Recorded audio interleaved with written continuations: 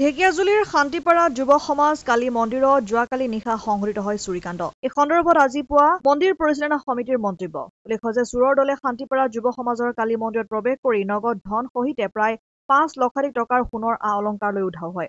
উক্ত চুৰিকাণ্ডৰ ঘটনাটো ৰাতিপুৱা পোহৰলেহে। পৰিতাপৰ বিষয় এয়াই যে ঢেকিয়াজুলি আৰক্ষী থানা এলেকাত সঘনাই সংঘটিত হৈছে এটাৰ পিছত আনটোকৈ চুৰিকাণ্ডৰ ঘটনা। তাৰমানে আমি ৰাতিপুৱা যেতিয়া মন্দিৰত আহিলোঁ, মন্দিৰটো আমি চাফা কৰোঁতো, চাফা কৰোঁতে যেতিয়া আহিলোঁ তেতিয়া দেখিছোঁ যে তলাডাল নিশ্চয় তলত পৰি আছে, আংঠাটো ভাঙা আছে। দৰ্জাটো খুলিলোঁ, দৰ্জাটো খোলাৰ পিছত আমি তেতিয়া দেখিলোঁ যে মাৰ বডিৰ পৰা পূৰা গহনা যিমান আছিলে গহনাখিনি লৈ গ'ল। কাপোৰটো টানি ছাইড কৰিছে, তাৰ ভিতৰত ডিঙি কাপোৰৰ ভিতৰতো ডিঙিত সোণৰ চেইন আছিলে, সেই চেইনডালো লৈ গ'ল। হাতত খাৰু আছিলে, নাকত আছিলে, বিন্দি আছিলে, টিকলি আছিলে, এইখিনি মুকুট আছিলে, ৰূপৰ মুকুট আছিলে, তাৰপিছত পায়েল আছিলে, পায়েল দুযোৰ আছিলে, দান পাত্ৰখিনিও লৈ গ'ল। লৈ যোৱাৰ পিছত আমি ৰাইজক মাতিলোঁ, চবকে আমাৰ গাঁৱৰ মানুহ গোটেইখিনি আহিলে। অহাৰ পিছত আমি থানাক ফোন কৰিলোঁ, প্ৰশাসনৰ মানুহ আহিছে, প্ৰশাসনৰ মানুহ আহি গোটেইখিনি লিখি লৈ গৈছে। এতিয়া আমাৰ এইটোৱে কথা যে যিজনে চোৰ কৰিছে চোৰক ধৰিব লাগে, ধৰি এইবিলাক বস্তু যেন হ'ব নালাগে।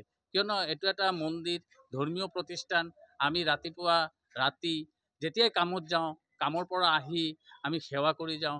এইখিনি জেগাত যদি এই ধৰণৰ মানে ঘটনা ঘটে, এইটো আমাৰ কাৰণে খুবেই দুখজনক ঘটনা।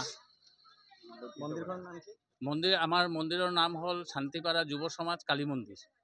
কিমান টকাৰ সম্পত্তি হৈছে? এতিয়া সম্পত্তিটো ধৰক এইটোতো আমি ডাইৰেক্টলি ক'ব নোৱাৰোঁ, কিয়নো ৰাইজে দিয়ে। কিন্তু আমাৰ হিচাপত যিখিনি আছে 8টা নে 9টা চেইন আছিলে, ডিঙিত সোণৰ চেইন আছিলে।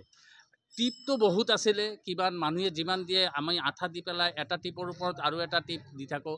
টিকলিটো এটা নহ'লেওতো আধা তলাৰ ওপৰত টিকলিটো লাগেই। কাণত দুখন মানে ডাঙৰ ডাঙৰকৈ আছিলে, নাকত আছিলে, খাৰু আছিলে, দুইযোৰ পায়েল আছিলে, আৰু কইন্স আমাৰ বেছি নাছিলে। আমি কেইদিনমান আগতে কইন্সখিনি হেৰি কৰি নোট কৰি এটা প্লাষ্টিকৰ ভিতৰত সোমাই দান পাত্ৰত আমি সোমাই থৈ দিছিলোঁ। কিমান টকা হ'ব ধৰক সোণ ৰূপ চব মিলাই? সোণ ৰূপ মিলাই নহ'লেতো আজিৰ বজাৰত 4 পৰা 5 লাখ টকা হ'ব লাগেই। যদিও আমি জোখা নাই বা হেৰি কৰা নাই, ৰাইজে দিছে, এতিয়া আপুনি দিছে, এওঁ দিছে, আমিতো এইটো তেওঁলোকক সোধা নাই যে আপুনি কিমান ওজনত দিলে।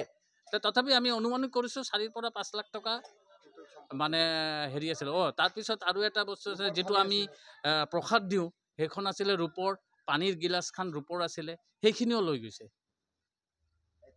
ঢেকিয়াজুলিৰ পৰা প্ৰশান্ত বৈশ্যৰ ৰিপৰ্ট, অসম আদিত্য।